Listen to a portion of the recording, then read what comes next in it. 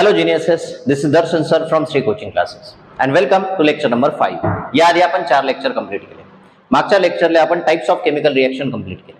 आज आपण तो रेट ऑफ केमिकल रिएक्शन आणि रिएक्शनच्या रेटवर कोणकोणते फॅक्टर अफेक्ट करते. सर्वात आधी रेट काय असणार? रेट म्हणजे काय असणार? स्पीड, की रिएक्शन किती लवकर होते किंवा किती स्लो होते.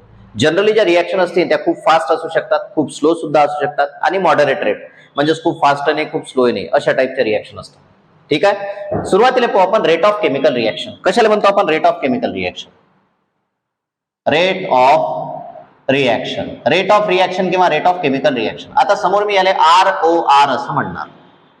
ठीक आहे. त्यामुळे जिथे मी ROR म्हणणार तिथे समजायचं it is rate of chemical reaction. ठीक आहे. चला पाहू आपण what is rate of chemical reaction. त्याच्यासाठी आपण एक सिंपलशी रिएक्शन घेऊ. समजा हा रिएक्टंट A आहे, हा रिएक्टंट B आहे, दोन्ही रिएक्ट झाले, प्रॉडक्ट बनला C आणि D. ओके, मग मला सांगा ज्यावेळेस A आणि B आपण मिक्स करू, एकमेकांसोबत रिएक्ट करू, त्यावेळेस काय होणार? हळूहळू याचं कॉन्सन्ट्रेशन कमी होणार आणि प्रॉडक्टचं कॉन्सन्ट्रेशन काय होणार? वाढणार. म्हणजे हा कमी होणार आणि हा काय होणार? वाढणार. म्हणजे जसं टाइम समोर जाणार तसं याचं कॉन्सन्ट्रेशन कमी होणार, याचं कॉन्सन्ट्रेशन काय होणार? वाढणार. म्हणजे दोघांचं कॉन्सन्ट्रेशन काय होणार? चेंज होणार. मग यालाच तर काय म्हणतो आपण? म्हणजे वेळेसोबत जसजसा वेळ समोर जाणार तसं दोघांच्या कॉन्सन्ट्रेशन मध्ये काय होणार? बदल होणार, चेंज होणार. क्लियर? मग त्यालाच काय म्हणतो आपण? Rate of chemical reaction. So what is rate of chemical reaction? Change in concentration of reactant और product with respect to time. इथं काय करतो मी? टाइम लिहितो. So what is rate of chemical reaction? आहे ना. कशाला म्हणतो आपण rate of chemical reaction? Change in कॉन्सन्ट्रेशनले मी असं लिहितो. Change in concentration of reactant. एक असेल तर रिएक्टंट, खूप सारे असेल तर रिएक्टंट्स, और प्रोडक्ट. एक असेल तर प्रोडक्ट, खूप सारे असेल तर products with respect to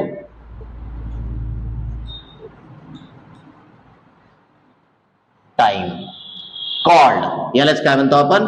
rate of chemical reaction. So what is rate of chemical reaction? Simple आहे.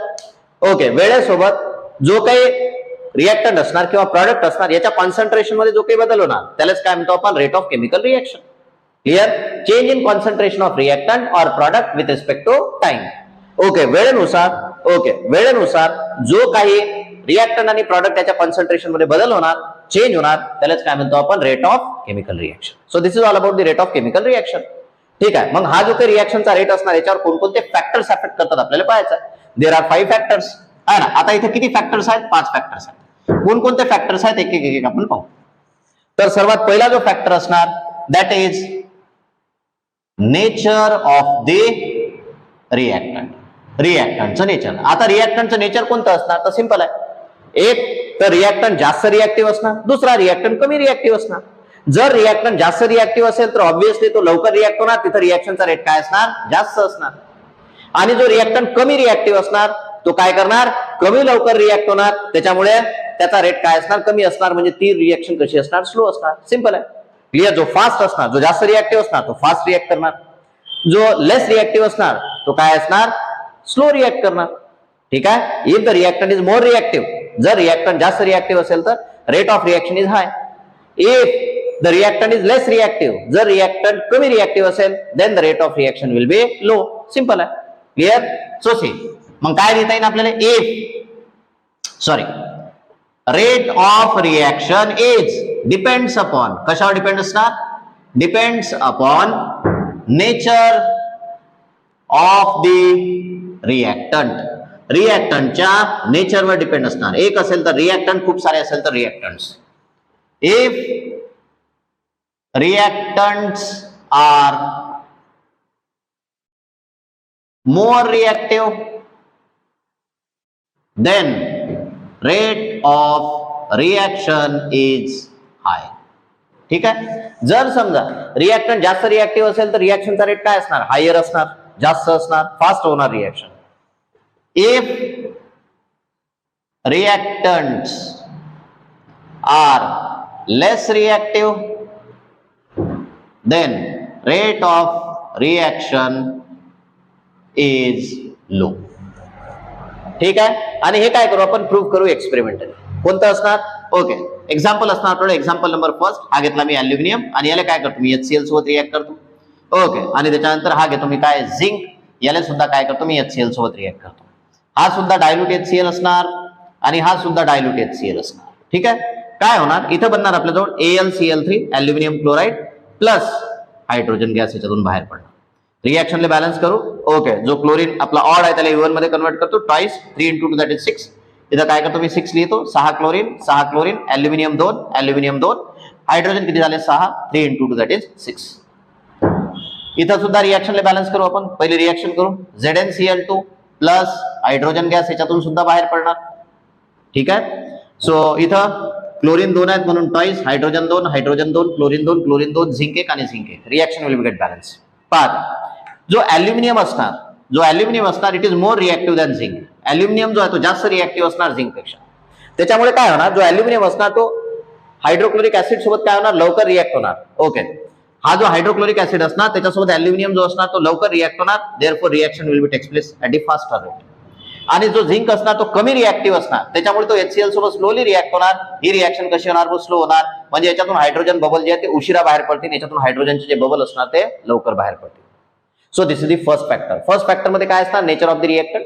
नेचर ऑफ द रिएक्टंट मध्ये काय लिहू शकतो आपण, जसं आपण आधीच लिहिलं आहे. Okay, if the reactant is more reactive then the reaction will be takes place at the faster rate. If the reactant are less reactive, then the rate of reaction will be takes place at the, then rate of reaction will be slow. Reaction चा rate काय असणार, slow असणार. So this is all about the first factor, that is nature of the reactant. Second factor आपण पाहू, that is particle size.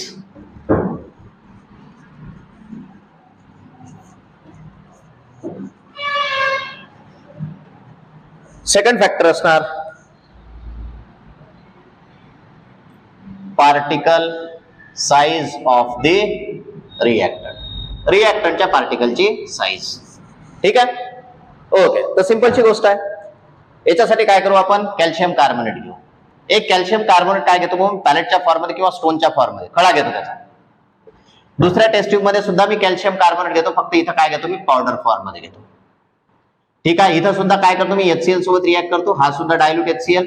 इथं सुद्धा काय करतो मी, HCl सोबत रिएक्ट करतो, हा सुद्धा डायल्यूट HCl. काय होणार, इथं रिएक्शन होणार कॅल्शियम क्लोराईड प्लस वॉटर आणि plus carbon dioxide. Same reaction इथं होणार कॅल्शियम क्लोराईड प्लस वॉटर आणि प्लस कार्बन डायऑक्साइड गॅस. ठीक आहे. रिएक्शनला बॅलन्स करू. टॉईस आणि इथं सुद्धा काय करतो मी, टॉईस. Reaction will get balance. ठीक आहे. चला पाहता या रिएक्शन मध्ये. ओके, टेस्ट ट्यूब ए मध्ये काय केलं आपण, कॅल्शियम कार्बोनेट घेतला. टेस्ट ट्यूब बी मध्ये कॅल्शियम कार्बोनेट घेतला. फक्त फरक एवढाच आहे की जो calcium carbonate test tube A मध्ये घेतला तो काय केला आपण, त्याच्या खळ्याच्या फॉर्म मध्ये घेतला. आणि टेस्ट ट्यूब बी मध्ये जो काही आपण कॅल्शियम कार्बोनेट घेतला तो काय घेतला आपण, पावडरच्या फॉर्म मध्ये घेतला. आता होणार काय, सिंपलची गोष्ट आहे. क्लिअर. काय होणार, जर मी स्टोन फॉर्म मध्ये, क्लिअर. ओके, जर त्याच्या खळ्याच्या फॉर्म मध्ये मी कॅल्शियम कार्बोनेट घेतला तर होणार काय, जोपर्यंत वरची लेअर हायड्रोक्लोरिक ऍसिड सोबत रिएक्ट होणार नाही तोपर्यंत खालची लेअर जी आहे ती हायड्रोक्लोरिक ऍसिड सोबत रिएक्टच होणार नाही. म्हणजे पूर्णच्या पूर्ण कॅल्शियम कार्बोनेट HCl सोबत एकदम रिएक्टच होणार नाही. त्याच्यामुळे ही जी रिएक्शन असणार ही कशी असणार, स्लो असणार. सेम इथं पहा, कॅल्शियम कार्बोनेट काय केला आपण, पावडर फॉर्म मध्ये घेतला. आता जर मी पावडर फॉर्म मध्ये कॅल्शियम कार्बोनेट घेतला आणि त्याच्यात जर मी HCl टाकलं तर सर्वच्या सर्व कॅल्शियम कार्बोनेट जो असणार तो HCl सोबत काय होणार, रिएक्ट होणार. म्हणजेच नंबर ऑफ रिएक्टंट मॉलिक्यूल जास्त रिएक्ट होतील विथ द HCl. आणि त्याच्यामुळे काय होणार, रिएक्शन फास्ट होणार आणि याच्यातून लवकर कार्बन डायऑक्साइड गॅस जो आहे तो बाहेर पडणार. म्हणजेच ही रिएक्शन काय होणार, फास्ट होणार आणि ही रिएक्शन काय होणार, स्लो होणार. Clear. So this is all about the second factor, that is the particle size of the reactor. म्हणजे काय म्हणता येईल आपले, rate of reaction is inversely proportional to the particle size. Particle size सोबत रिएक्शनचा रेट कसा असणार, इनव्हर्स प्रोपोर्शन असणार. म्हणजे पार्टिकलची साइज वाढली, रिएक्टंटचा रेट काय झाला, कमी झाला. पार्टिकल साइज कमी झाली, रिएक्टंटचा रेट काय झाला, वाढला. ठीक आहे. म्हणजेच काय म्हणता येईल आपल्याला, ओके, ही जी रिएक्शन असणार ती सर्वात शेवटी लिहा. आधी काय लिहायचं आहे आपल्याला, रिप्रेझेंट करताना कसं रिप्रेझेंट करायचं आहे आपल्याला, सेम आहे. Rate of reaction is inversely proportional to the rate of reaction. एक वाढला तर my mistake, rate of reaction नाही, particle size of the reactant. ठीक आहे. Particle size of the reactant हे इथं लिहायचं आपल्याला, is inversely proportional to the rate of reaction. जे रिएक्टंटची पार्टिकलची साइज असणार याच्यासोबत रिएक्शनचा रेट कसा असणार, इनव्हर्सली प्रोपोर्शनल असणार. ठीक आहे. म्हणजे एक वाढला तर दुसरा काय होणार, कमी होणार. सेकंड पॉइंट लिहायचा आहे आपल्याला, if size of the particle is less, then rate of reaction is high. जर रिएक्टंटच्या पार्टिकलची साईज छोटी असेल तर रिएक्शनचा रेट काय असणार, हाय असणार, म्हणजे रिएक्शन काय होणार, फास्ट होणार. Similarly if size of the particles of the reactant is greater, then rate of reaction is low. ठीक आहे. जर पार्टिकलची साईज वाढली तर रिएक्शनचा रेट काय होणार, कमी होणार, आणि पार्टिकलची साईज कमी असेल तर रिएक्शनचा रेट काय होणार, वाढणार, जे याच्या आधी आपण पाहिलेलं आहे. एक्झाम्पल आपण ऑलरेडी कोट केलेले आहे. So this is all about the second factor. Let us move towards the third factor. तिसरा फॅक्टर पाहू आपण, that is concentration of the reactant. तिसरा फॅक्टर असणार कॉन्सन्ट्रेशन. मी असं लिहितो, कॉन्सन्ट्रेशन ऑफ द रिएक्टंट. ठीक आहे, रिएक्टंटचं कॉन्सन्ट्रेशन. याच्यासाठी सुद्धा काय करू आपण, एक्झाम्पल घेऊ. कोणतं एक्झाम्पल घेऊ, सेम. हा घेतो मी कॅल्शियम कार्बोनेट, याला मी रिॲक्ट करतो HCl सोबत. हा HCl असणार डायल्यूट. ठीक आहे. हा घेतो मी कॅल्शियम कार्बोनेट, याला सुद्धा मी HCl सोबत रिएक्ट करतो, आणि हा काय घेतो मी, concentrated. Reaction will be same, calcium chloride plus H2O आणि प्लस CO2. इथं सुद्धा reaction same, calcium chloride plus H2O आणि plus CO2, carbon dioxide gas बाहेरचा. ठीक आहे. आता पहा, दोन्ही याच्यात काय केलं आपण, कॅल्शियम कार्बोनेट घेतला, दोन्ही याच्यात HCl घेतला. But see in test tube number A, sorry this is test tube A and this is test tube B. Test tube B मध्ये पहा, टेस्ट ट्यूब बी मध्ये जो HCl असणार तो काय असणार, कॉन्सन्ट्रेटेड असणार. म्हणजे इथे HCl चे मॉलिक्यूल काय असतील, जास्त असतील. त्याच्यामुळे हा जो HCl असणार तो काय होणार, फास्ट रिएक्ट करणार कोणासोबत, कॅल्शियम कार्बोनेट सोबत, आणि लवकर याच्यातून कार्बन डायऑक्साइड गॅस बाहेर पडणार. म्हणजे ही जी रिएक्शन असणार, ही रिएक्शन कशी होणार, फास्ट होणार. See case number first, test tube A मध्ये पहा, जो HCl घेतला तो कोणता घेतला आपण, डायल्यूट घेतला. म्हणजे नंबर ऑफ HCl मॉलिक्यूल काय असतील, कमी असतील. त्याच्यामुळे हा स्लोली याच्यासोबत रिएक्ट होणार, आणि जो काही कार्बन डायऑक्साइड गॅसचे बबल असणार ते स्लोली, म्हणजे काय होणार, थोडेसे उशिरा काय होते, त्याच्यातून लिबरेट होते. म्हणजे ही जी रिएक्शन असणार ही कशी असणार, स्लो रिएक्शन असणार. याच्यावरून आपल्याला काय कन्क्लुजन निघते, याच्यावरून कन्क्लुजन निघते आपल्याला, if or the rate of reaction will be depend upon concentration of the reactant. रिएक्शनचा जो रेट असणार तो कशावर डिपेंड असणार, रिएक्टंटच्या कॉन्सन्ट्रेशनवर डिपेंड असणार. If the concentration of reactant is high, जर समजा रिएक्टंटचं कॉन्सन्ट्रेशन जास्त असेल, हाय असेल, then the rate of reaction will be high. त्यावेळेस रिएक्शनचा रेट काय असणार, हाय असणार किंवा मोर असणार. If concentration of the reactant is less, जर समजा रिएक्टंटचं कॉन्सन्ट्रेशन कमी असेल तर रिएक्शनचा रेट सुद्धा काय असणार, कमी असणार. The rate of reaction is also लेस.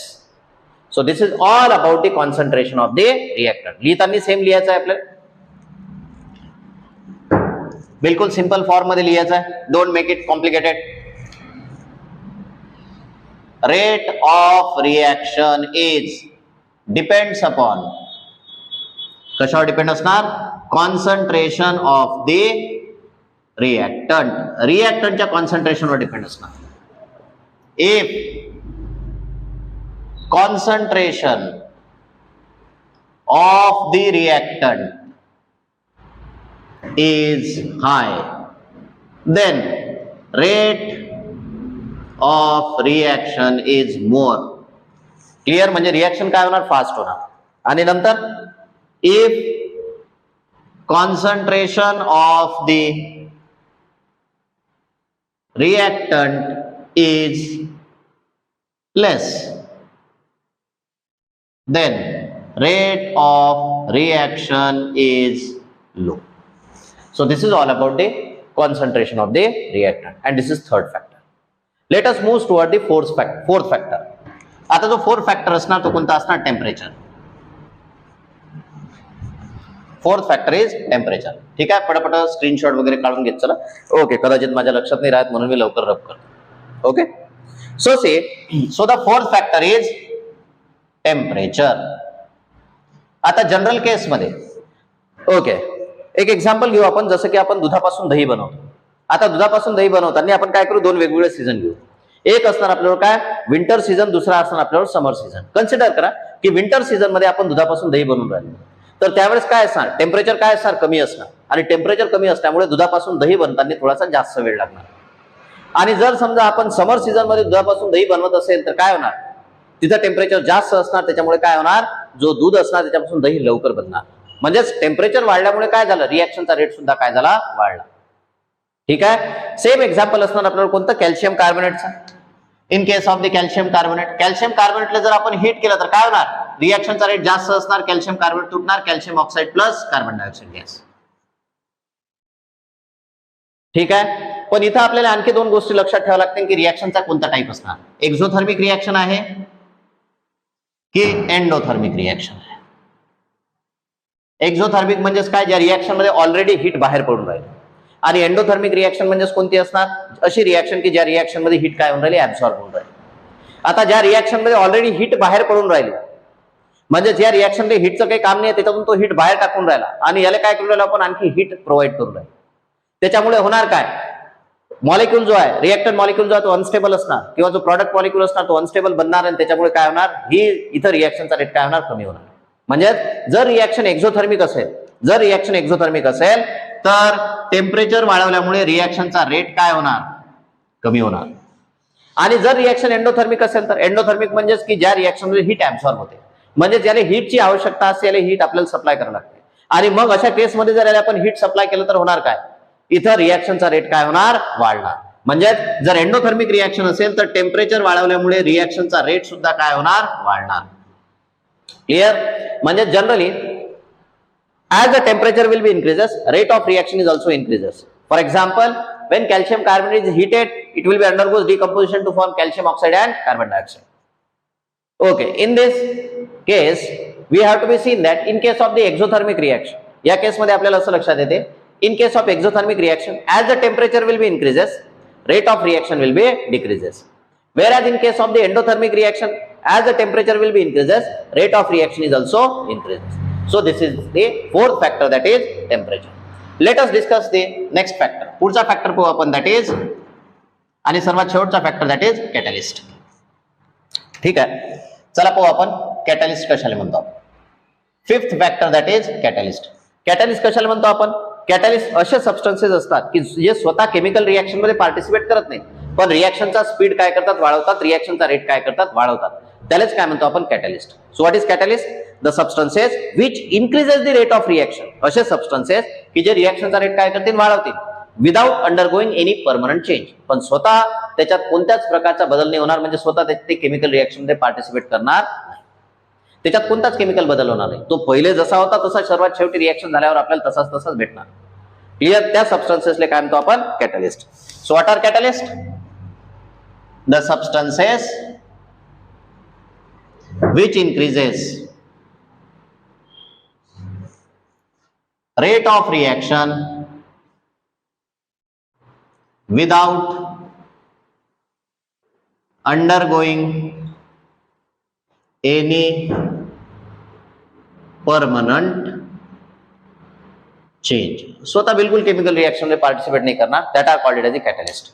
त्याला काय म्हणतो आपण, कॅटलिस्ट असं म्हणतो. ठीक आहे. आणि याचं एक्झाम्पल घेऊ आपण. एक्झाम्पल असणार आपल्याला कोणतं, पोटॅशियम क्लोरेट. हा असणार पोटॅशियम क्लोरेट, KClO3. ओके. आता समजा पोटॅशियम क्लोरेटला काय करू आपण, हीट करू. क्लिअर. किंवा पोटॅशियम क्लोरेट पासून काय बनणार, KCl बनणार, आणि त्याच्यानंतर ऑक्सिजन बनणार. रिएक्शनला बॅलन्स करतो टॉईस, इथं करतो मी टॉईस, आणि इथं करतो मी काय, थ्राईस. ठीक आहे. ओके. आता या रिएक्शनला काय करतो मी, इथं टेम्परेचर वाढवतो, रिएक्शनचा रेट वाढणारच नाही, स्पीड बिलकुल वाढणार नाही. पार्टिकलची साईज कमी करतो, रिएक्शनचा स्पीड वाढणारच नाही. KClचं कॉन्सन्ट्रेशन वाढवतो, तरी रिएक्शनचा रेट जो आहे तो वाढणारच नाही. क्लिअर. मग अशा केसेसमध्ये क्लिअर, किंवा काही अशा रिएक्शन असतील की ज्या रिएक्शनवर या सर्व फॅक्टरचा काही इफेक्ट नाही पडणार, मग याच्यावर कशाचा इफेक्ट पडणार, तर याच्यावर इफेक्ट पडणार कशाचा, कॅटलिस्टचा. म्हणजे ही रिएक्शन कशी होणार, स्लोच होणार, काही करा तुम्ही. ठीक आहे. पण जर समजा टॉईस KClO3, जर समजा मी इथं काय वापरला, कॅटलिस्ट वापरला, आणि कॅटलिस्ट कोणता असणार, MnO2. क्लिअर. तर काय होणार, रिएक्शन मध्ये प्रॉडक्ट सेम भेटणार, twice KCl plus thrice O2. ठीक आहे. प्रॉडक्ट सेम भेटणार, पण ही जी रिएक्शन असणार ही काय होणार, फास्ट होणार, कारण या रिएक्शनला कोण कॅटलाइज करणार, MnO2. ठीक आहे. म्हणजे काही अशा रिएक्शन असतील की ज्याच्यावर टेम्परेचरच्या, पार्टिकल साईजचा, कॉन्सन्ट्रेशन, नेचरचा क्लिअर काही इफेक्ट नाही पडणार. ठीक आहे. पण त्याच्यावर कशाचा इफेक्ट पडणार, त्याच्यावर इफेक्ट पडणार कॅटलिस्टचा. म्हणजेच कॅटलिस्टमुळे काय होणार, ती रिएक्शन फास्ट होणार. ओके, आणि जर कॅटलिस्ट नसेल तर ती रिएक्शन काय होणार, स्लो होणार. सेम रिएक्शन सेम केस असणार H2O2 मध्ये. H2O2 मी घेतो. ओके, याला हीट करतो, काय होणार, रिएक्शनचा रेट वाढणार नाही, प्रॉडक्ट बनणार H2O आणि प्लस O2. क्लिअर, याला मी टॉईस करतो, याला टॉईस करतो, रिएक्शन विल गेट बॅलन्स. ही जी रिएक्शन असणार ही कशी असणार, स्लो असणार. आणि जर समजा सेम रिएक्शन मी काय केली, टॉईस H2O2, सेम रिएक्शन काय केली मी in presence of the catalyst that is MnO2. आता ही जी रिएक्शन असणार ही फास्ट होणार आणि लवकर ऑक्सिजनचे बबल याच्यातून बाहेर पडतील. ठीक आहे. So here there is a formation of H2O plus O2. So this reaction will be takes place at the faster rate. म्हणजे there are certain reaction in which rate of reaction will be depend upon the catalyst. If catalyst is present, then the rate of reaction will be high, and in absence of catalyst, the reaction will be takes place at the slower rate. So this is all about the factors affecting the rate of chemical reaction. हा असणार पूर्णचा पूर्ण topic. कोणता, factors affecting the rate of chemical reaction. इथं आपण factors affecting the rate of chemical reaction complete केला. याच्यानंतर आपण redox reaction म्हणजे रिडक्शन, ऑक्सिडेशन आणि रिडॉक्स रिएक्शन आणि राहिलेलं टॉपिक. ठीक आहे. जर समजा तुम्हाला व्हिडिओ चांगला वाटत असेल, ओके, आणि जर समजा तुम्हाला काही इन्फॉर्मेटिव्ह वाटला असेल आणि तुम्हाला वाटत असेल की बाकीच्याला सुद्धा याचा बेनिफिट भेटलं पाहिजे, म्हणून हा जो व्हिडिओ असणार, बाकीचे तुमचे जे मित्र असणार, ओके, लहान बहीण भाऊ असणार, त्याला काय करा, शेअर करा. म्हणजेच काय होणार की सर्वांना फायदा होणार आणि त्या विद्यार्थ्यांसाठी खूप जास्त युजफुल असणार जे विद्यार्थी इथं येणं अफोर्ड नाही करू शकत किंवा क्लासेस वगैरे जे आहेत ते अफोर्ड नाही करू शकत. कारण हा पूर्णच्या पूर्ण सिलेबस फ्री ऑफ कॉस्ट इथं अवेलेबल करून देणार आणि स्पेशली म्हणजेच काय पूर्णच्या पूर्ण मराठी लँग्वेजमध्ये. ठीक आहे, जेणेकरून आपल्याला टॉपिक व्यवस्थित समजणार. कारण हिंदी आणि इंग्रजीपेक्षा आपल्याला मराठीत थोडं जास्त समजते, कारण आपण महाराष्ट्रीयन. So thank you student.